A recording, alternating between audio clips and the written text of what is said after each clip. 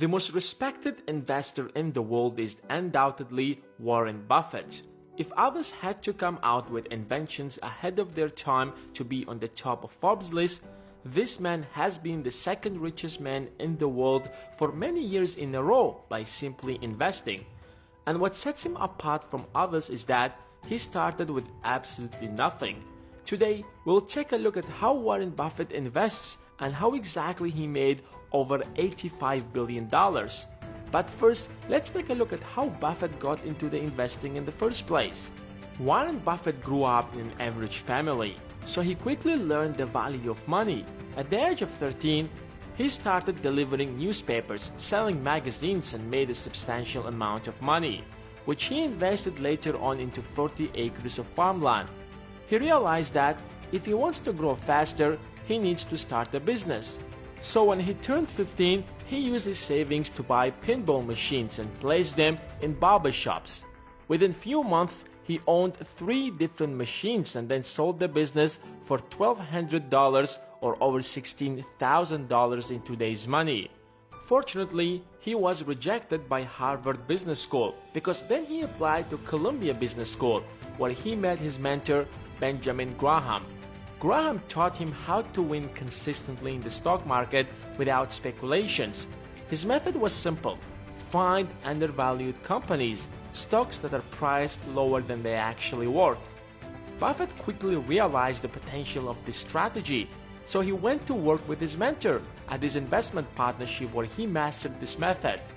When Graham decided to retire, Buffett has already saved up around $150,000 or $1.5 million in today's money, so he decided to start his own investment partnership. He applied the same strategy, but in general, he was mainly looking for small companies that are doing just good enough but still are undervalued, such as Dempster Mill, a windmill manufacturing company which was a struggling business at the time. It was trading at $18 per share, but Buffett realized that companies' assets worth $75 per share. So even if the company goes bankrupt, assets could be sold and he would still make a profit. So over the next couple of years, he kept acquiring Dempster's Mill shares until he became the majority shareholder. In order to make a good profit from his investment, Buffett changed the management, improved the operations, and then sold the company 3 times higher than the amount he invested. Warren Buffett made multiple similar investments where he made a substantial profit, and in less than 5 years of starting his partnership, the value of his investments grew to millions of dollars. In fact, his personal wealth finally crossed $1 million. After acquiring Berkshire Hathaway, his approach to investing changed. Instead of focusing on small struggling companies, he started buying more successful companies that are undervalued, such as the American Express. But what actually brought him up to the top of Forbes' list is the insurance business. Buffett realized that insurance companies work exactly like banks. You regularly pay your premium, for example, but only get your money back if you get into an accident.